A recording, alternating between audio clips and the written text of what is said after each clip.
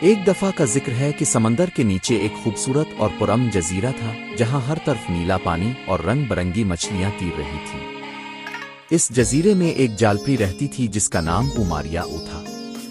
ماریا بہت خوبصورت اور دلکش تھی، اس کے بال سمندر کی لہروں جیسے نرم اور چمکدار تھے اور اس کی آنکھیں سمندر کی گہرائیوں کی طرح نیلی اور پراسرار تھیں۔ ماریا ایک دن سمندر کے کنارے پر کھیل رہی تھی کہ اس نے ایک نوجوان لڑکے احمد کو ساحل پر غمگین بیٹھے ہوئے دیکھا۔ احمد کی آنکھوں میں غم تھا اور وہ اپنی تقدیر سے لڑ رہا تھا۔ ماریا اس کے قریب پہنچی اور اس سے پوچھا، تم کیوں غمگین ہو؟ احمد نے سر اٹھا کر ماریا کی طرف دیکھا اور بتایا کہ وہ ایک غریب کسان کا بیٹا تھا اور اس کی زندگی میں بہت مشکلات تھیں۔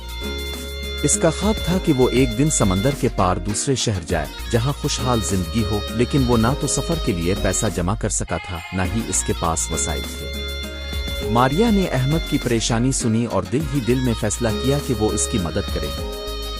اس نے احمد سے کہا، میں تمہیں ایک انعام دے سکتی ہوں، لیکن اس کے لیے تمہیں میری ایک شرط قبول کرنی ہوگی۔ احمد نے پوچھا، کیا شرط ہے؟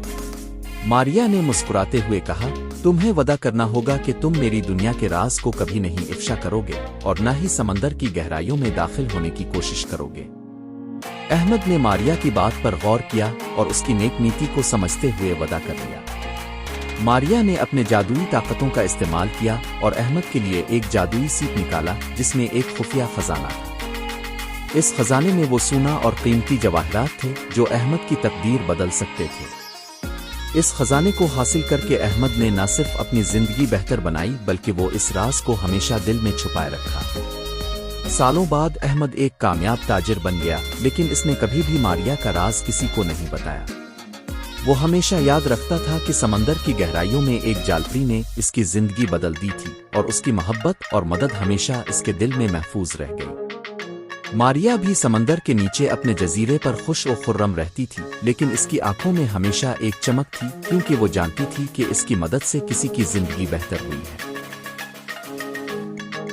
یہ ویڈیو آپ کو کیسی لگی؟ مزید اچھی ویڈیوز کے لیے میرے چینل کو سبسکرائب کرنا نہ بھولیں۔